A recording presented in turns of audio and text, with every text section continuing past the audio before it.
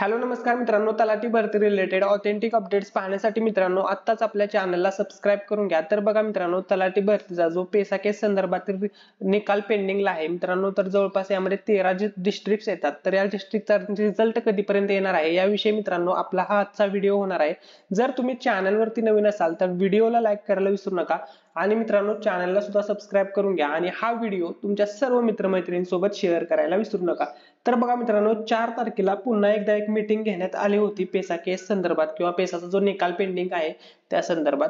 तर याच्यामध्ये बघा नक्की काय विषय झालेला आहे किंवा काय काय विषय होते किंवा काय काय हे प्रति बघा या ठिकाणी अपर मुख्य सचिव महसूल व वन विभाग मंत्रालय मुंबई, तो नंबर अपर मुख्य सचिव कृषी व पदम विभाग मंत्रालय मुंबई, असे सर्व जवळपास 11 या ठिकाणी प्रति होत्या।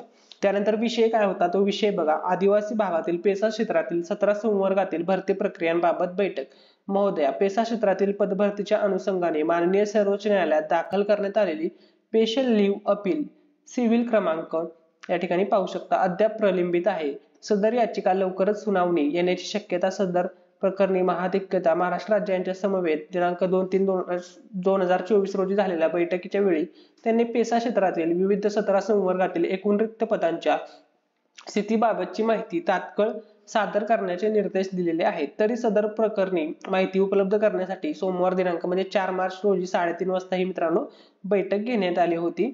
तर कुठे घेण्यात आली होती बघा, क्रमांक 5 मुख्य इमारत मंत्रालय मुंबई येथे बैठक आयोजित करण्यात आली होती मित्रांनो। यामध्ये सर्व विषय वगैरे जे काही होते ते मांडले होते।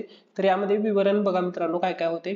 विभागाचे नाव बघा, महसूल व वन विभाग मध्ये तलाठी सर्वेक्षण वनरक्षक कोतवाल, वन अन्वेषक, ग्राम विकास विभागामध्ये बघा संवर्ग कोणते होते, ग्रामसेवक, शिक्षक, असे सर्व आहे। त्या ठिकाणी तुम्ही व्हिडिओ मित्रांनो पॉज करून हे सर्व रीड करू शकता विवरण पत्र।